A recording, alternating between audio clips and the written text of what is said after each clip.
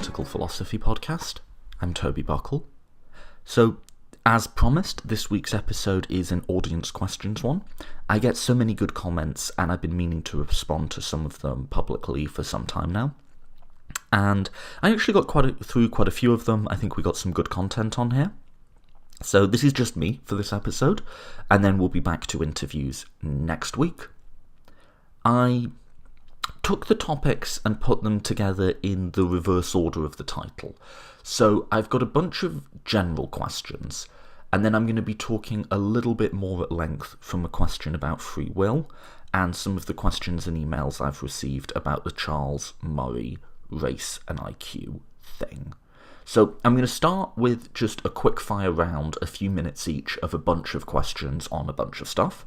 I'm then going to do a longer answer on free will, and then I'm going to really break down why I think the Charles Murray thesis is both flawed and dangerous. So that's this episode. I hope you enjoy it. As always, if you want to support the podcast, you can sponsor us on Patreon, patreon.com/political philosophy podcast. You can also share on social media, always helps. Links to all of that are on the website, politicalphilosophypodcast.com, politicalphilosophypodcast.com. And yeah, for now I will be presenting myself, huzzah. So buckle in, I take a whole bunch of stuff, and I dive into some really, really controversial stuff. Again, hooray! So yeah, please enjoy me talking to myself, or talking to the audience rather. Questions coming in from Facebook, Twitter, Reddit, and email.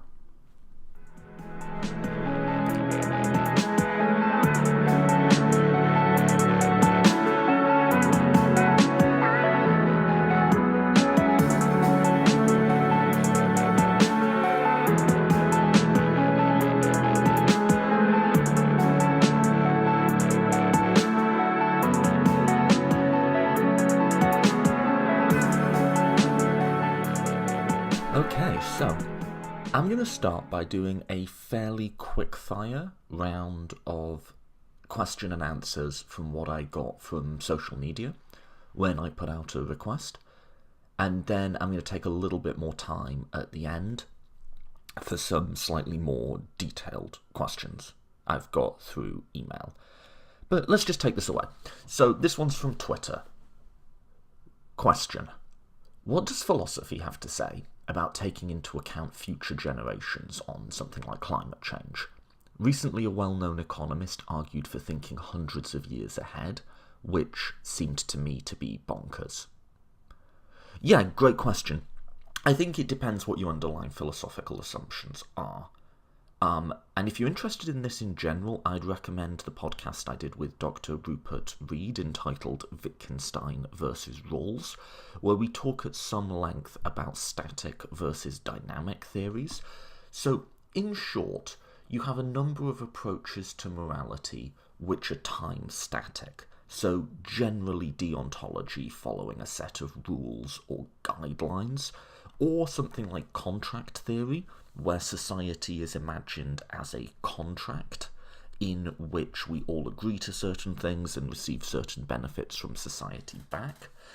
That honestly doesn't seem to say much, because that set of rules by definition exists within our current time, and there have been some attempts to build future people into that, but it's really like don't steal, don't kill pertains to present tense you and present tense persons. When you get on to the other side of moral philosophy, which is consequentialism, then there is a strong case for taking into account future peoples, but I think it's a bit more nuanced than philosophers would have it. So in theory, if you're a utilitarian, say, you're trying to maximize the well-being of all current people and also all possible people. Now, what seems to go wrong with that is, given that all future people so vastly outnumber all present people, then it would seem like the concerns of the future just necessarily override the concerns of the present. I think the reality is a bit more nuanced than that. I think you also have to take into account uncertainty about the future. So take an example, the communist revolutions, Stalin said this a lot, would often say it is justified to kill however many million people now because we will be creating better lives for however many billion people in the future, and the needs of the future billions outweigh the needs of the present millions. So in a sense, that's just straightforward utilitarian arithmetic, right? And I think that's why people distrust utilitarianism. But then you also have to take into account uncertainty. So to take the example of Stalinists saying it's justified to kill a million people to create better lives for uncountable billions in the future, well, what's the probability, what's your estimated likelihood of success of creating those better lives for billions? And it has to be fairly low, right? Because many, many people throughout history have used that explicit calculus, and almost none of them have succeeded, whereas the probability of killing millions in the present is a near certainty. So I think once you start taking probability into account, that tempers some of the seemingly more problematic conclusions that you'd get from utilitarianism on this. So that would be my answer. I think there is a utilitarian case that we do need to weight future people into our decisions, but the further into the future you go, the more uncertain you get. However, specifically when it comes to the case of climate change, I'm not a scientist, but my understanding is we can say fairly confidently that this is something that's going to happen. And even if there's a wide range of outcomes, those outcomes range from somewhat bad to very bad indeed. So I do think there's a case for taking into account the future suffering of people because of climate change, given that there's a fairly high likelihood that it will happen. And even if it was like, say, a 20 or 30% chance that climate change was going to happen, that to me would still be high enough to start taking that seriously. Like, a 20% chance of getting shot in the head is a big enough chance that you would avoid it at almost all costs, and global warming does seem to be the civilizational equivalent of that. Now, I don't think that logic applies to other sorts of taking future people into account. So people on my side of the aisle, the political left, are forever talking about revolution, and I might do a podcast on this, and I just have no idea what they mean. Do they mean the violent overthrow of the American government? That doesn't seem a particularly desirable outcome. Do they mean some sort of large-scale social collapse? What do they have in mind? And no matter how desirable they postulate that this might be, what is the damage that would necessarily occur in the present, and what are your perceived chances of success? Which, again, have to be fairly low. So what does philosophy say about future people? A lot of it actually says depressingly nothing. Consequentialists and, utilitarians in particular have started thinking about it in a more rigorous way. But I think they often get tripped up because they don't take uncertainty into account enough.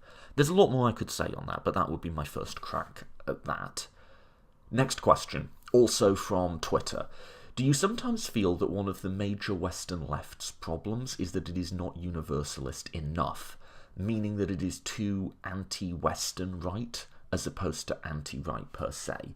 I think I know what you're driving at with this one, and I'll jump off the deep end and say, yeah, sure. So the concern would be a conservative or an intellectual dark web type might point to a feminist who is, say, very exercised by the gender pay gap or sexual assault on college campuses, in a way that the critic thinks is overblowing the problem, but then is not at all concerned by the repression of women in Pakistan or Saudi Arabia, and indeed will excuse that oppression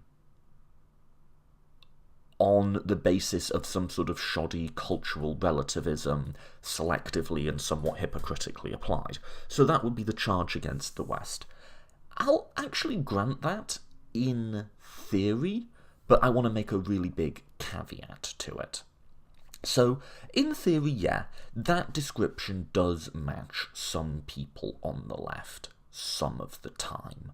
There are people who get, I think, an admirable desire to be tolerant and inclusive and kind of take it, I'm going to say too far, but that's not right, get confused in their application of it. That is true for some people some of the time, and I think that's wrong. And I actually have a podcast I've just recorded with Shadi Hamid, who is a scholar of Islamism. He's a liberal in a sort of classical sense, personally. And we talk about, like, how liberalism can get that right. And once you really get down to brass tacks, that question can be more complicated than it would seem. So I'll grant it in theory, but, and it's a big but, here's what I want to add to this. The problem with liberalism, when we get these cases, is that they're not being liberal enough, or they're not being liberal consistently. So the solution is to be more liberal, and is to be more consistent in your liberalism. By analogy, I just had Brian Earp on the podcast, and we talked about scientific method, and we agreed that a lot of the time what we take as science and what we think has been scientifically proven is just bad science. But that doesn't mean that we suddenly start believing in homeopathy and healing crystals. The solution to bad science and bad medicine is better science and better medicine, not woo-woo and mumbo-jumbo. Likewise, the solution to an incomplete and partially applied liberalism is a better, a more enthusiastic, and a more consistently applied liberalism. So the fact that some feminists don't express enough concern about, say, the fate of women in other cultures, that means, yes, we should care about women in other cultures. That doesn't mean we should stop caring about women at home. You can hold both thoughts in your head at the same time. We can do this. So that's my answer to that. This one's from Reddit, following along on the social justice theme. They ask, do you not think a huge problem is the confrontational nature of call-outs that is inherent in the language of social justice? For instance, microaggressions and privilege. And I'm skipping a little bit. They then go on to say, privilege is a loaded term, one that immediately forces everyone to rank themselves versus everyone else. This cannot end well, with the result that a working-class white man is told that he is, quote, privileged, compared to, say, Oprah Winfrey or Michelle Obama. His anger is then entirely predictable. That's not what social justice types mean when they use the word privilege. But the problem here, I'll actually agree somewhat with the premise of this question. Privilege is kind of the wrong term. And when I talk about it, I don't say privilege, I say unearned advantage. And here's my reasoning here. I think privilege, as social justice types mean it, is a real thing. And I can get into a bit why I think that.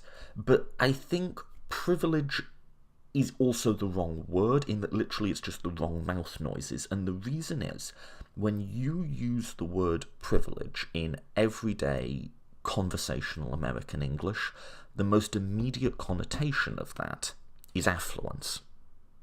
But that's not what social justice types mean by it. So they might be behooved to use a different word, because we're continually getting this question, and we're continually being asked to get ourselves out from under this of, well, is a homeless white person who has nothing in the world, is he privileged? Now, according to the definition of the term that social justice types will give you, yes, he is, but that sounds really weird to say the homeless white man is privileged, because it sounds like we're saying he's affluent, right? That's not what social justice types mean. What they mean is unearned advantage. So let me give you this example. There's actually quite a lot of social science data to say that if you're a man, being tall increases your educational workplace outcomes, earning potential, even holding constant for other factors. So I'm quite tall, right? I'm about 6 foot. That gives me an advantage in life. An advantage that is unearned. I would still have had that advantage even if I were homeless, and less advantaged in absolute terms, I would still have that one specific advantage. Or likewise, say someone who, just because of their genetics, is born very physically strong, that would be an advantage that would advantage them in some circumstances and not in others, and you would still have that advantage even if you were comparatively disadvantaged overall. I also think it takes the moral dimension out of it. When I talk about privilege, and I generally don't use that term, I'm just describing the world. It's not a judgment on people. It's not a judgment on people if they're born tall, or if they're born strong, or if they're born white, or male, or cisgendered. This is just a description of the world. It's also a description that, yes, we are advantaged by our whiteness, by our maleness. And just to give one example, about 10 to 15% of white Americans, if you do a public opinion poll, don't want black people living in their neighborhood. These are their professed attitudes. When I move into a new neighborhood, I do not have to worry. Well, I might have to worry that I might be disliked or excluded for other things, but I don't have to worry that I will be disliked or excluded because of my race. That is an advantage I have in the world. You could say a privilege I have, but privilege sounds like I'm saying that I'm wealthy. If I were to say I'm a very privileged person, in conversational English, people would hear wealthy, right? That's not what social justice types mean. So why not just use the word unearned advantage, if that's what people mean? Well, that's actually kind of what I do. I think the reason that social justice people tend to dig in their heels on points like this is that we are going to be misunderstood, whatever we say. There is an entire industry online right now dedicated to selectively reading or listening to everything that social justice people put out there, finding the worst examples and piling on. Our opponents really do engage with us in bad faith, and this has been shown now. If you look at someone like Milo Yiannopoulos, I always get the name wrong, but Milo, some of his email correspondence has come out, and you can see that the desire to find something, to misrepresent it, and to go after people in a strategic way is self-conscious. So I think social justice types, if I say to them, look, privilege probably isn't the best word to be understood, I always say unearned advantage, what they will say, and it's not an unreasonable point, is no matter what we say, they're going to misunderstand us. And this is true. When I've put out my stuff on social justice, there is a certain category of person that just gets mad about it. And there's nothing really you can do about that, right? So that's where it lands.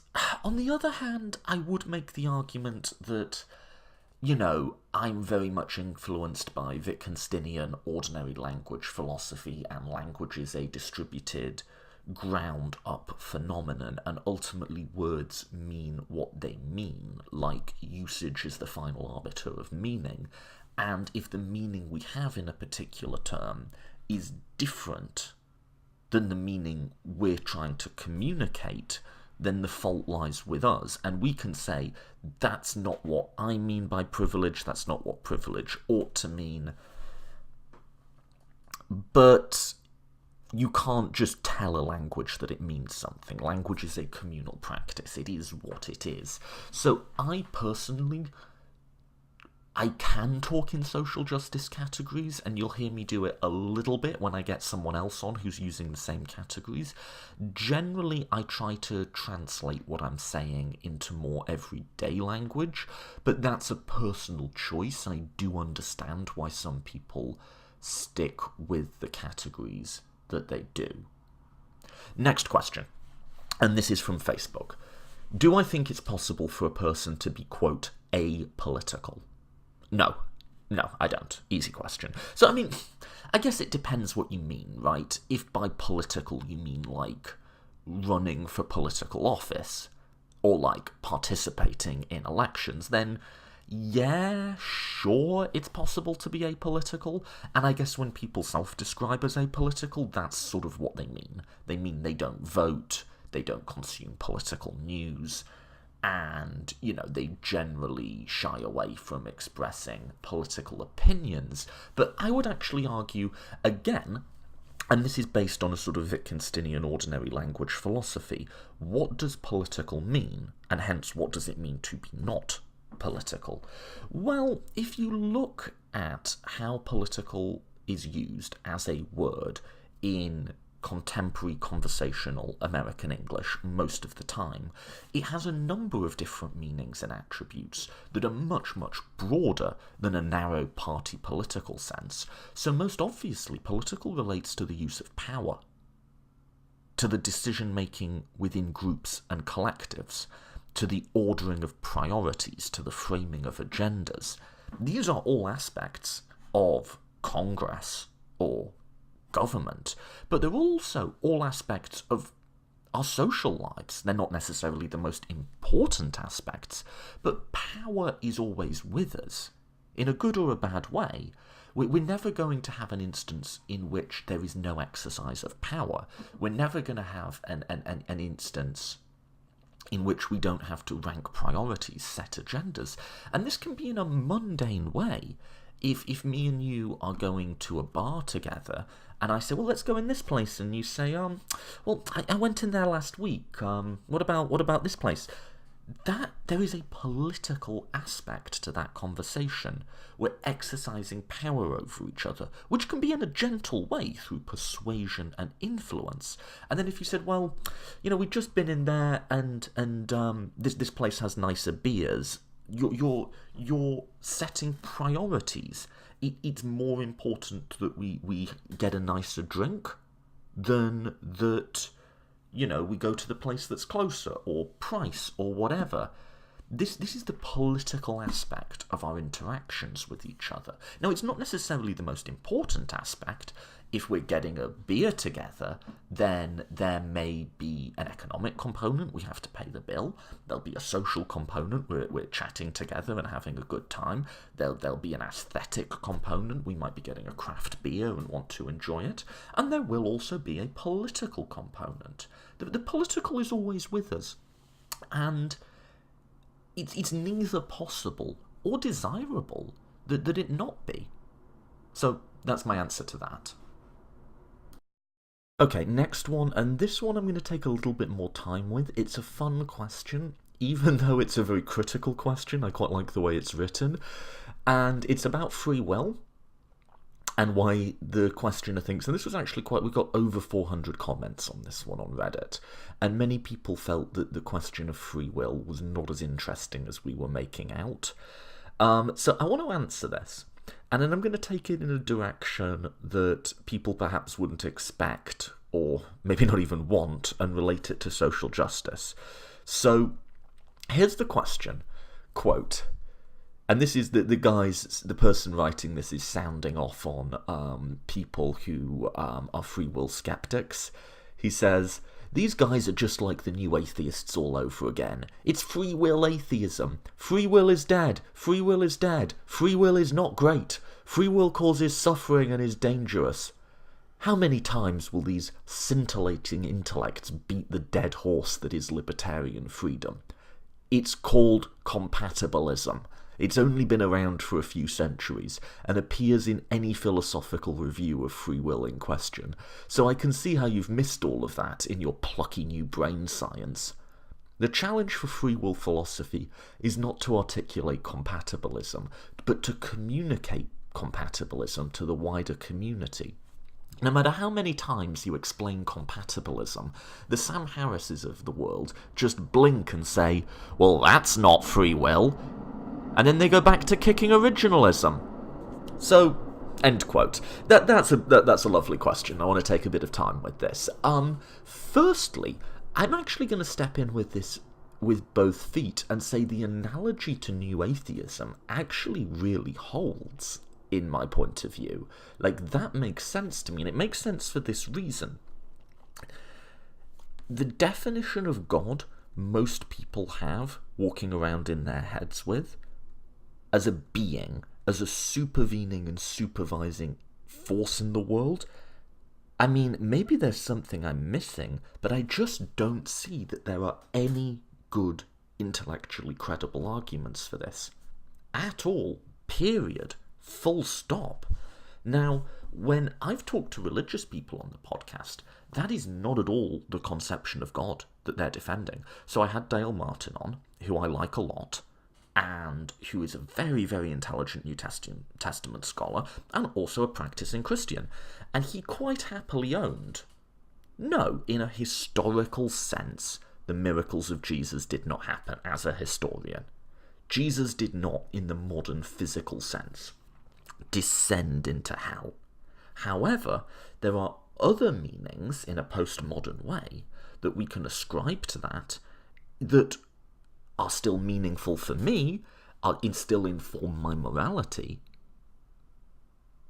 but aren't overtly contradictory with scientific facts about the world. So that's a point of view. So you see where I'm going with this, right? In a sense, Dale Martin is a deistic compatibilist. He is trying to articulate a theology of the New Testament in a way that is broadly compatible with acknowledging scientific truth. And more power to him, right?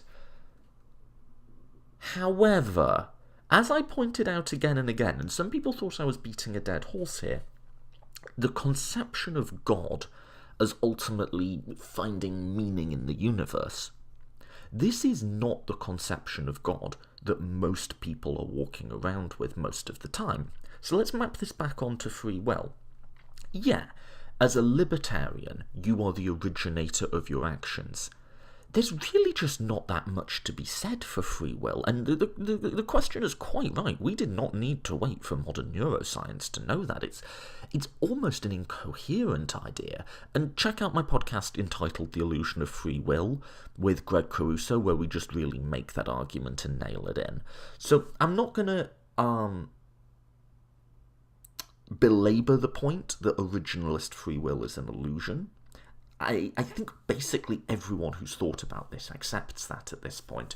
But again, analogous to God, when philosophers talk about it, they're doing a compatibilist thing. They're saying that free will is exercising choice within a community or something like that. Whereas most people walking around are walking around with an idea of free will that is completely indefensible and predictably dangerous. And the analogy to God really holds. If everyone was walking around believing in God in the same way that Dale Martin believes in God, we wouldn't have a lot of the problems that we do. Religious people behave badly, often because they literally believe in things like the afterlife. If there really is another realm after this one, then almost anything becomes justified to get there, right? And it turns out that there's a certain class of people who will tell you how to get there and how not to. And it turns out that that tends to align with their political agenda, which often isn't very good. So the fact that people believe something intellectually indefensible in the case of God is reliably leading them to bad behaviours. And the same thing's true of free will. If you believe that people are the ultimate originators of their actions, you believe that they need to be made to suffer or rewarded in a way that you would never get to just from maximising good consequences alone. Now, that's why it matters to attack the positions which are not held by the mature thinkers, but are held by the masses, you can say, well, yes, everybody knows that there's no God and that free will doesn't exist. Well, everyone doesn't know that, and I agree, it is beating an intellectual dead horse. Like, at a certain point, the atheist arguments against God get boring. The argument has been made, and it has not been refuted. And at a certain point, we're just repeating ourselves. And the same thing is true of the free will thing. I'll grant you. You can get lost in this wheelhouse. Here's what I do want to say, though. Obviously, some version of compatibilism has to be right. But let's stop using words that mean something different when most people hear them. So I said to Dale Martin in my interview, by some of what you mean by God, I believe in God, right? But I would never say publicly, I believe in God. I would never say to someone else, you should do this because of God, or I would never use that word in a sentence because I know it will mean something different to them. And this is actually quite similar to the point I just made about the word privilege. Might be the wrong word. Again, I just keep coming back. We're going to have Dr. Rupert Reed back on to tell us about Wittgenstein and language, by the way, because I keep coming back to a Wittgensteinian conception of language. Language is a communal good. There's no one person defining it. There can't be a single person defining it. So if the word God means a supervising, supervening entity that has a personality, like a person, a creator force, if that's what it means to most people, don't use the word God to mean something else. If what you mean to say is you find the universe meaningful, say that. I can say to people just fine, I find the universe meaningful, and there are aspects of our relations with each other that are transcendent. And I am deeply awed by the universe and my place within it. And there are experiences, spiritual experiences, which I'm interested in having. These are all fine things to say. Let's not use a word that means something different. Free will, right? I talked to Philip Pettit recently, that's going to be next week's episode, and he still somewhat uses the language of free will. I mean, he's a compatibilist, right? But what he means by it is something different, and he says, when I say to someone, you could have done otherwise, what I'm actually doing, and I love this phrase, and I'm going to pick it up and use it, is it's sort of a retroactive exhortation. If I say someone before the fact, I think you should tell the truth, what I'm doing is I'm assuming they're persuadable. And of course, being persuadable is just to say that their actions are voluntary and can be influenced by me. It's nothing at all to say with origination, right? And they're also sort of after the fact persuadable. If you do lie or steal or whatever, and I say to you afterwards, you could have done otherwise, what I'm really saying is I'm not giving up on you. I still believe that you are reachable. In theory, at least, you're reachable by my persuasion. But this is really interesting, see, right? Because if that's what we mean to say, then that's what we should say, and I think we'd be more effective if we did. And I'm going to map this onto social justice, and if this seems like a bizarre lateral leap, just work with me.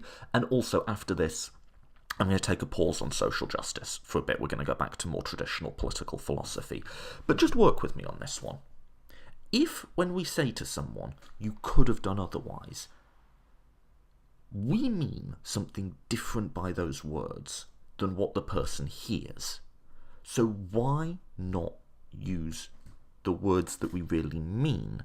So let's say the moral behaviour that we're condemning is racism or sexism, or merely just, maybe not even that serious, merely an understanding of how race and gender are operative in the world that we disagree with. What a social justice might say, you're being problematic, right?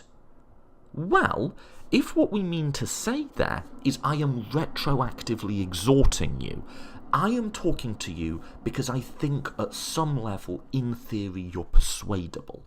We're raising these concerns about race and gender because we believe that society can change. We believe that society is in a continual and continually unfolding state of progress or non-progress. The how we treat people, how we treat women has improved. It can continue to improve. Likewise with race. It can also get worse. There's no iron law of progress. But we're actually, when we make moral criticism, expressing a sort of faith. Faith either in the individual person or in society at large, that you can improve, that you're better than this. In a sense, it is a statement of belief in you. We are not giving up on you. And you're not giving up on us. Because if we had given up on you, the language of moral condemnation would make no sense. If, as some social justice types believe, and I disagree with this and I'll explain why, if, and I'll just use the language of black radicals here, here's what they would say. White supremacy is inherently evil and is inherently inseparable from white people. What that essentially means is white people are always going to be racist, all of them are always necessarily going to be racist, and they're not getting any better. You're not going to talk them out of it. It's too deeply wired in. If that's the case, now I disagree with that as an empirical description of the world. I think many white people are racist, maybe even most are subtly racist, but I think people are improvable. But if that were true, then the language of moral blame actually makes no sense to use at all here. If it is true that white people are always going to be racist, and there's nothing you can do about it, if that is true, then blaming them, talking badly about them in moral terms, feeling anger towards them, are all as irrational as feeling anger towards a hurricane or towards a natural disaster. We might be hurt or damaged or traumatized by a natural disaster, but we're not angry at it. We don't blame it. Bringing those words in, if they are to make any sense at all, can only make sense if the other person is at least in theory persuadable. And I think that's a really interesting insight. And thinking about the philosophy of this more has encouraged me to think about what am I doing when I complain about societal racism. And I think the conclusion that leads you to actually nicely mirrors the conclusion I reached with Kellyanne Mendoza, the human rights activist, in the 4th episode, the first episode we ever talked about social justice, which is don't cancel people, don't confront them, don't shut them down, don't just go fuck you, you're a racist. The act of moral intervention should be an act of compassion. It's an act of saying, I believe that you can be better, which as a moral consequentialist, all I'm saying is I believe that your life can be more valuable, that you can live a life that is richer and is better for you, and is better for everyone around you. I believe that you can do this. Even if perhaps I think it's very unlikely that the person will, I haven't given up on them. But listen to how that sounds. That just sounds so different, right? And I'm going to spend some time thinking about, is there a way those of us who have social justice concerns can communicate it in a way where we're saying what we mean? So if we say, you know, fuck you, you're a racist, you're always going to be a racist, we're writing you off, that's actually sort of an internally inconsistent statement. The language of morality, if it is to mean anything at all, means that people are persuadable. And if what we're saying, when we blame someone and we say you shouldn't have done that, if what we're really saying there is I am appealing to you to be better, I believe that you can be, I believe that you can lead a better life, then why don't we say that? If nothing else, might it not be more effective? So, thinking about free will, I think does have a use in that, if the questioner just says, well, yes, everyone knows, originalist free will doesn't make any sense, it's all compatibilism now, let's actually start saying what we mean. And I'm increasingly realising this is really important, in that if what people are hearing when we say privilege is absolute advantage or affluence or something like that, is there not another set of words that we can use? Comparative advantage, maybe, although I know that's already kind of taken by economics. If what we mean by God, and we, I'm talking like sophisticated theologians, is a sense of love and wonder for the world, let's stop saying God. Why do we need to hang on to that term? Let's just say, I feel love and wonder for the world, I feel connected to the world, and I find the world meaningful. If that's all you mean by God, then why don't we just say that? Because then we can actually have a conversation. I can't have a conversation. I find it very difficult when someone's using the word God on me, because I can't relate to that. And yes, I can start using the word God to mean what you think it means, but again, language is a collective good. That's not how most people are using God. And likewise with social justice, let's think really carefully about ultimate responsibility here. If it is the case that people do not have originalist free will, as I've argued they don't, then what are we doing when we blame them for their actions? It's irrational to hate people who can't change. So, if what we're doing is, and I love Philip Pettit's phrase, I'm going to use this, if what we're doing is retroactively exhorting them, let's maybe start thinking about that language. So that's the first half of a thought. I don't have a second half of that thought, but if that prompts any thoughts in you, please do send them to me. This is something I'm increasingly interested in. So email, Facebook, Twitter, whatever. I generally read all the comments, so get back to me on that. Okay, so that's that one. Okay, final question. And again, I'm going to take my time on this one because I want to get it right. I've been talking about race a bit on the podcast, and a bunch of people have asked me about the Charles Murray race and IQ thesis. I guess I invited this because I did say that I didn't think this was credible. Okay, so here goes. I got quite a long and thoughtful email on this from someone who was asked to present an opinion on the bell curve to a Mensa conference. So I'm going to read through this email, which I think is a good email, and it's as well as the question can be asked, but there's a couple of points I'm going to just sort of jump into the text and give my thoughts, and then I'm going to say, why I don't agree with this and why I think it's harmful. So for those of you who don't know, Charles Murray is the author of The Bell Curve, and he's written a lot about a bunch of different things, but pertinent to this, he's famous for arguing that the average mean intelligence for black people is less, and that the basis for that is genetic. So I'll frame this generally. There is a test score gap. Black students tend to score a little lower on tests than white students do. And there's also an IQ test gap. So if you take an IQ test, there is a difference between the scores blacks get and whites get. Now, that could be environmental or it could be genetic. So it could be to do with, we know things like income and education level affect IQ. Is it that, or are black people just inherently less smart? And Charles Murray is famous for arguing that it's at least in part that black people are inherently less smart. So let me go to this email.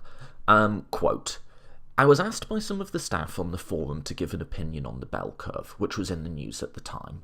Why the best they thought they could get to criticise it was a physicist and then lawyer, I'm not sure, but anyway, I agreed, bought the book and worked through it looking for faults. Okay, I've never been a great statistician. Physics doesn't need much stats, but I preserved anyhow. What I determined was, firstly, that I'm quite convinced that Murray and Herrnstein believed in the validity of their research, and they weren't motivated by racist considerations, though I can't necessarily say the same for those who funded them. Pause. So, end quote. I've actually got a little bit of a point I want to make on this, in that I think when people say I'm being unfair, this is another one of we're hearing different things in the same word type things. When people say I'm being unfair for saying that someone's a racist or a misogynist or something like that, I think we're using the word in different ways. So implicit in this that Charles Murray wasn't motivated by any racist consideration would be the idea that by racist you mean he hates black people and he's really out to just prove something negative about them. That is one meaning of the word racist. That's not really what I mean. So let's use the analogy to sexism. There is one type of sexism, which is a visceral hatred of women. You can't stand women, whatever. That's actually not how most sexists think. Most sexists, if you ask them, would say, I love women. Are you kidding? Women are beautiful, amazing creatures who are, of course, delicate and need to be kept out of the workforce and stay in the home and stuff like that. But that's out of concern for them, don't you understand? It's out of concern for women, and I want to protect them and keep them in their natural role. So it's a sort of patronising, positive, pedestal type sexism. Most sexists think they like women. What makes them sexist is that they think women should be treated differently to men, that they are different to men. Now, that's a point of view. If that's your point of view, just express it. Say, yeah, I am sexist. I think men and women should be treated pretty differently. I think they should have different roles and different functions. I think that they are different. Now, I don't agree with that point of view, but it's a point of view. Likewise with racism. I don't think all racists would necessarily want to just start lynching black people again if that was something that was allowed. I think, analogous to sexism, they kind of have a patronising, paternalistic view. Don't you understand? And this is Charles Murray in a nutshell. Don't you understand we need to take care of the blacks and look after them? That they aren't capable. This is what slave owners said as well. They just aren't capable of taking on the same burdens as the white man. It's out of concern for them, you understand, that I think we should not place unduly on them the burdens of owning property back in the day or going to an elite college now. We're concerned that they'll fall behind, that their intellectual abilities won't rise to the challenge of what white students can do. This is overtly what Charles Murray is saying, and it's racist. Like, that, to my mind, is racism. It's not just hatred of or bad intentions or doing bad science. It's viewing different groups of people foundationally differently. Now, that might be your point of view. You might have evidence for it, but that falls within my definition of racism. Now, that's a small point, but I think actually a lot hinges on that. That's what I mean when I say someone's a racist. So, back to the text. Secondly, there are a lot of reasons why the apparent conclusions were over-egging the pudding, not least my suspicions about the utility of IQ tests in the first place. But there were a lot of little niggles which reduced significance rather than any overriding reason why the whole project was, quote, bad science. Okay, 2 points on that. Firstly on the IQ test, secondly on the science. As far as the IQ test goes, there's 2 questions here. One, is intelligence reducible to one general measure? And 2, are IQ tests a good way of measuring this? I'm actually agnostic on both fronts. I think I just don't know enough to really know. So, first of all, is intelligence reducible to one metric, sometimes called G? I can kind of see both sides of the argument on this one. On the one hand, people say, well, there's lots of different types of intelligence. There's musical intelligence, there's mathematical intelligence, there's linguistic intelligence, there's written intelligence. And, those might not track or correlate with each other. Different people are gifted in different ways. And I like that idea. It also does seem a bit optimistic. And it seems like people are kind of being a little bit politically correct and just not quite admitting that some people just are stupid, right? And some people are smart. Now, whether or not you could get that down to a single metric, I don't know. I'm not sure anyone knows enough to know, but I'm not hedging an opinion there. The second would be, are IQ tests a good measure of that? I've heard really smart people argue it both ways. I don't know. So that's my opinion there, is that I don't know, and I think that's reasonable to say that you don't know. But let's grant that it is. I don't think the Murray thesis stands or falls on whether or not IQ tests are valid. I think there's reasons to think that they're not, but let's just say that they are. Now, the bad science implies that he's done something funny with his regressions or whatever. So this is how it works. You take a variable, let's say IQ, and you're trying to explain that difference using other variables. So you hold constant for them using a technique called regression. So this is a slightly simplified way of talking about this. Someone like Brian Earp would probably call me out.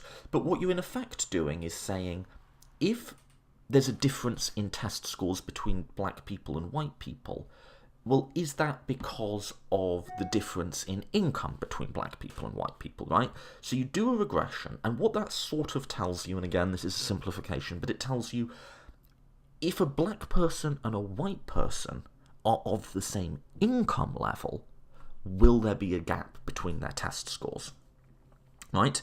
And what Murray does is he holds constant for a number of factors and finds that there's still a gap which hasn't been explained away.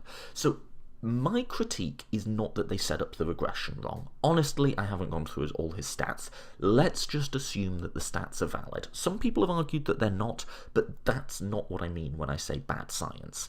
And in fact, I haven't used the word bad science when describing this. Back to the email.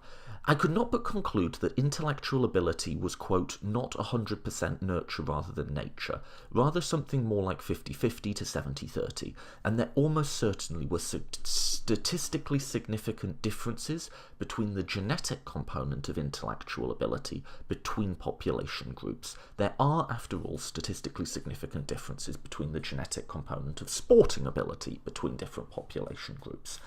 The trouble was that from a public policy point of view, this was not an acceptable conclusion. Okay, so pause. I think the writer of this email is well-intentioned. I don't think that they're not coming from the sort of quote-unquote racist place. They're not out to prove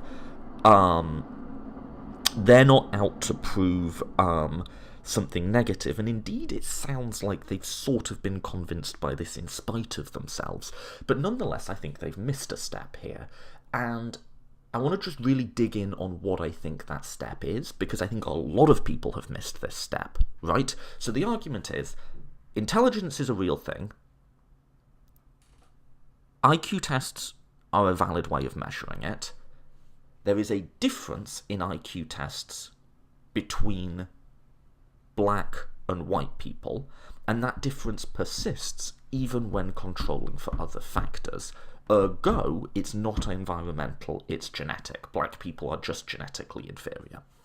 Okay, this is not a valid argument, right? There's a snuck premise in here. There's something that's been snuck in, right? And here's what's been snuck in. What's been snuck in is that if the cause of the test gap is not an empirically measurable variable which we know about and can control for, then it's necessarily genetic.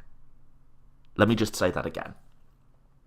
There is a test gap, and let's assume that intelligence is a real thing and IQs are a valid way to measure it. There can be any number of reasons for that test gap. Some of them will be empirically measurable, some of them will not. Right?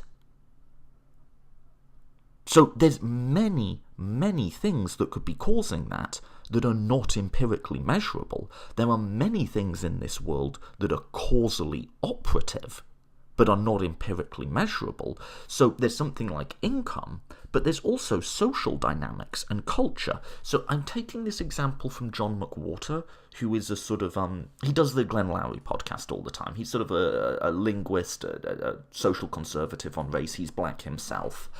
And he says, it just does tend to be the case that culturally, black children are a little bit less interested in tests, and it's nothing about the children.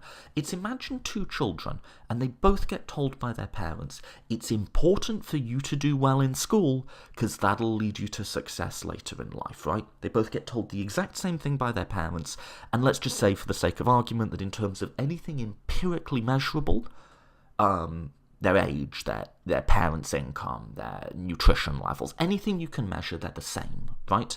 But one of those children is black and has black parents, and one of those children is white and has white parents, right? Now let's just say that they say the same thing, but they've had different lives. For the white people, it has been true for them that they've seen, say they're slightly older parents, they grew up in the 60s. They've seen that the people they went to school with in a mostly white school who tried hard, that they did succeed. That for white people, the American dream was real. Now, for the black parent, that might not be true. Even if they had the same income as the white parent, they maybe went to an all-black school, they saw that the people around them who tried hard often didn't succeed. And often didn't succeed for real reasons. And so, when they tell the child, you've got to try hard in school to succeed, in a way that's probably subconscious, both for them and for the child, at some level they don't quite believe what they're saying. At some level, they're doubting it. They might not even realise it, but they are. For legitimate reasons that have nothing to do with with genetic inferiority. Just culture and cultural difference, right? Now, the result is, at some level, the child isn't as invested in that option. So when the white little girl gets the test, she's excited. She thinks, great, and just listen to the difference in my tone. Great, this is an opportunity to prove myself and to be successful.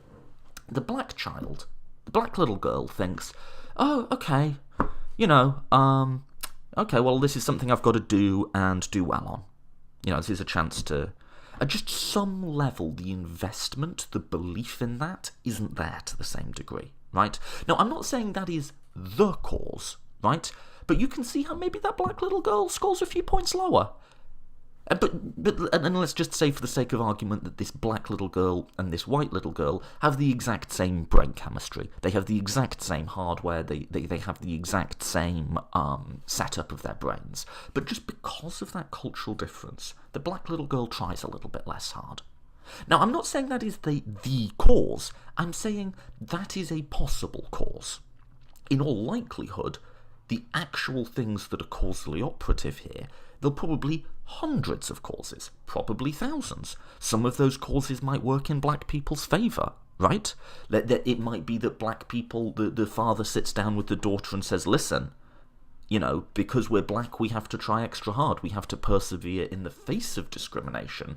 That's a talk that might happen in black families but not white families that works to increase black performance, but that will be working against all sorts of other causes that are working the other way, right? Now, here's the point I'm trying to make. You could tell a million different stories like that, right? I'll give you just one more, actually. If you feel threatened or insecure, your ability to take a test decreases. That's proven any number of times. Now, is it plausible that a black little boy and a white little boy who have the same income, live in the same neighbourhood, everything measurable about them is the same, because of the reality of racism, at some level, even if it's subconscious, the black kid feels a little bit more threatened, just generally, feels a little bit more insecure, feels a little bit more on edge, right? In a way that might impact their ability to take a test. I could spend another hour just constructing possible stories. But here's the point. Of those stories I told, you'd be buggered to measure it. If part of the difference is that there's just a little bit less enthusiasm in the tone of voice when black people tell their kids to do well in school. How on earth would you ever measure that? And of course, obviously, that won't be true for all black people and all white people. There'll be white people who say the words and kind of don't believe them, and there'll be black people who absolutely believe them. That just on average or on aggregate, that is a cultural difference.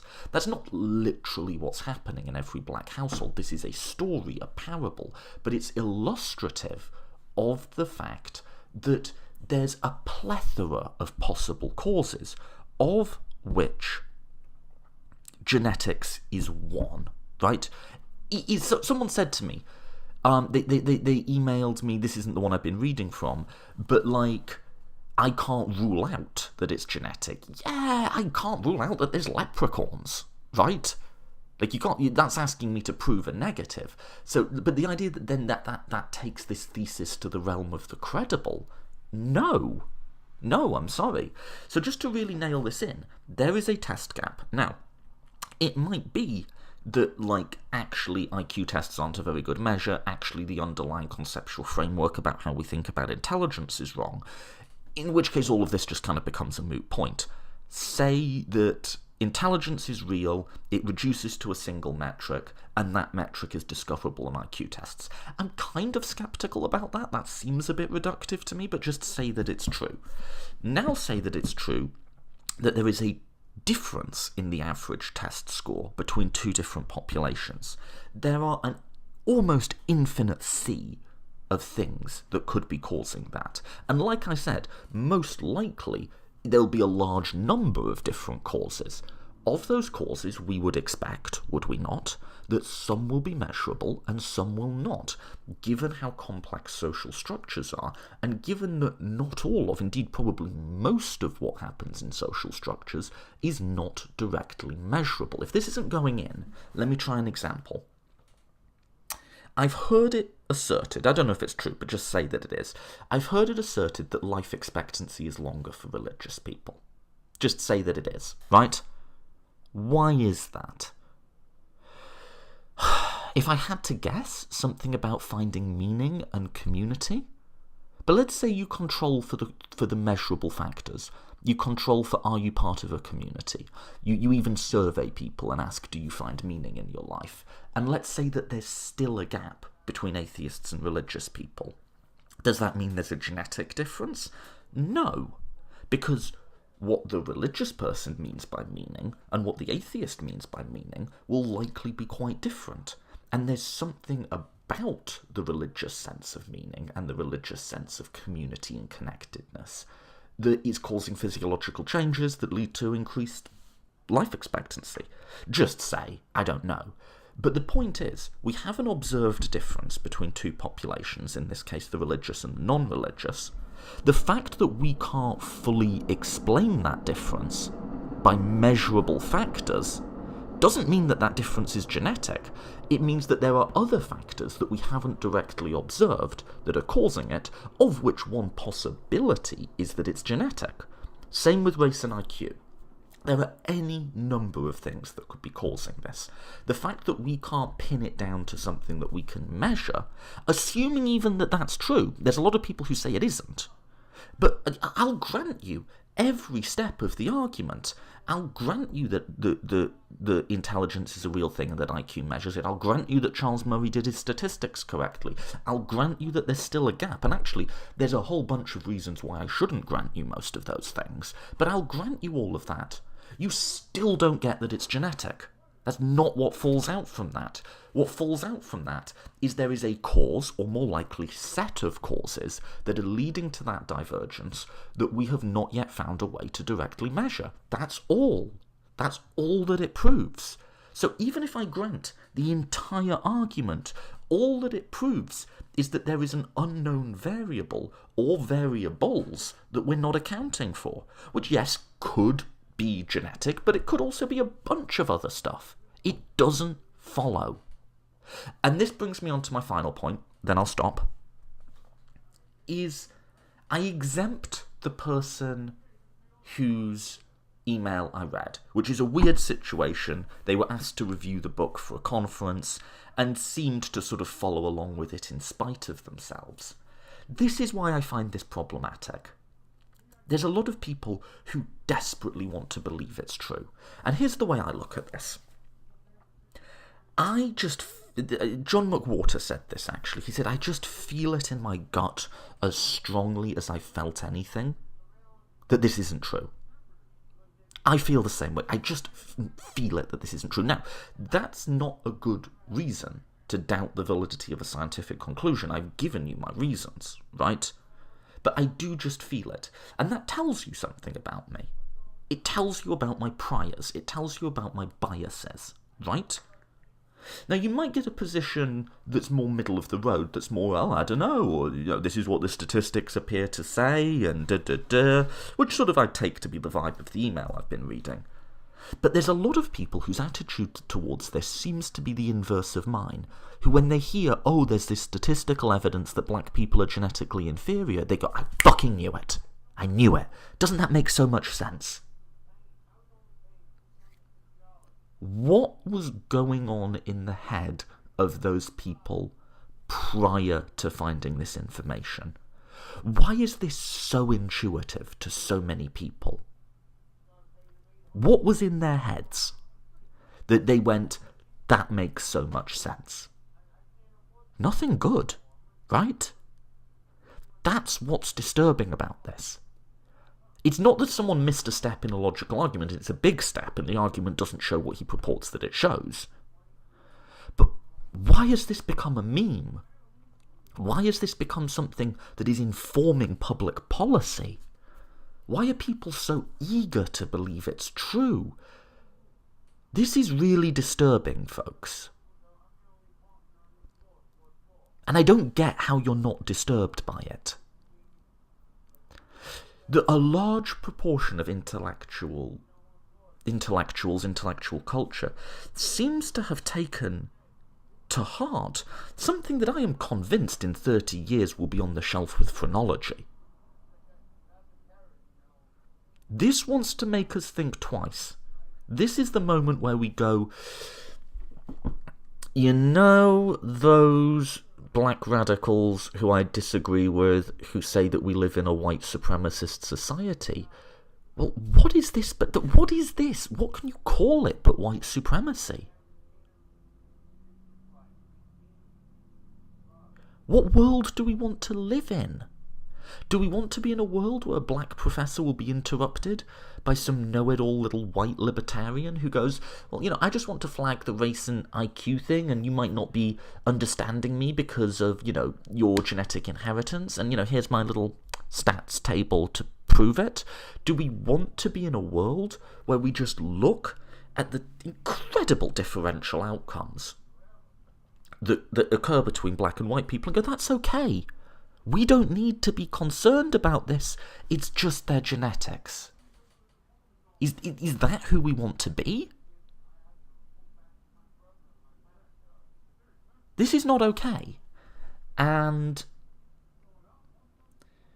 someone asked, am I against it because I think it's politically incorrect or because I think it's wrong? Because I think it's wrong, right?